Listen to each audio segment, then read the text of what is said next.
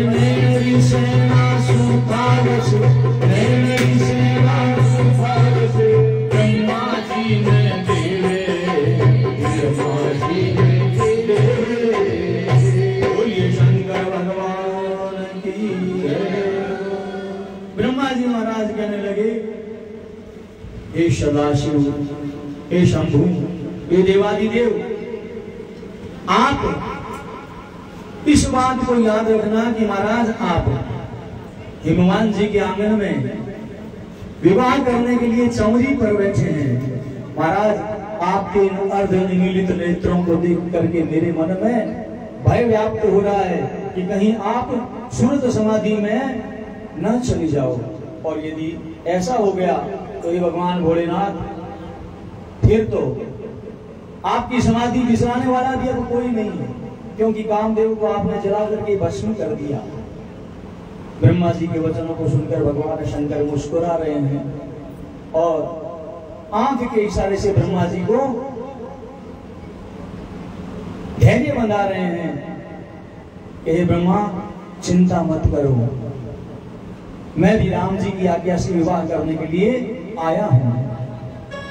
कि हरि सुमरन संगराजता चमरी भोलेनाथ, आषाढ़ी शोभा घड़ी मोसु वरणी नाथ।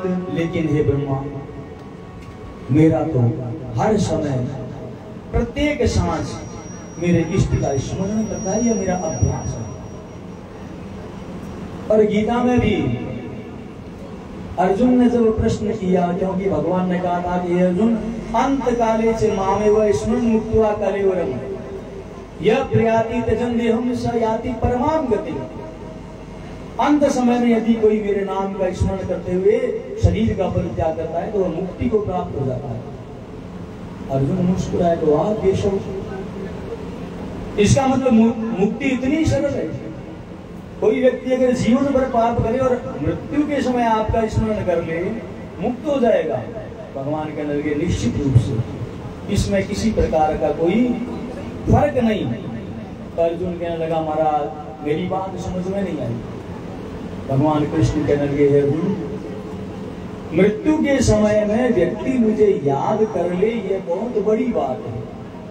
कोई सौभाग्यशाली होता है जो मृत्यु के समय मुझे याद करता है, अन्यथा तो हम देखते हैं जब कोई प्राणी ऊपर की सांस लेने लग जाता है, बोली बंद हो जाती है, सुनाई देना बंद हो जाता है, केवल आंखें खुली है, तो लोग कहते हैं भाई लागे पोते में मन्नत बोलो, पोते में बुलवा दो एक बार, पोते का दर्शन कर ले तो ठीक है, या बेटा कहीं बाहर रह रहा है तो उसको बुलवा दो, प्राण आराम से निकल जाएंगे। लेकिन हकीकत ये है कि मृत्यु के काल में व्यक्ति को भगवान नाम सुनाना चाहिए, भगवत स्मृति करवानी चाहिए। हमारे यहाँ ऐसी परंपरा है। वृद्ध बुजुर्ग, मुझे याद है जब हमारी दादी अंतिम समय में थी तो मैं स्वयं गीता लेकर के, मेरे ताऊ जी, मेरे पिताजी सब गीता लेकर के बैठे उनके पास गीता का पाठ कर रहे थे। और ऐसा ही होना चाहिए ताकि जीवन मंगलमय बन जाए।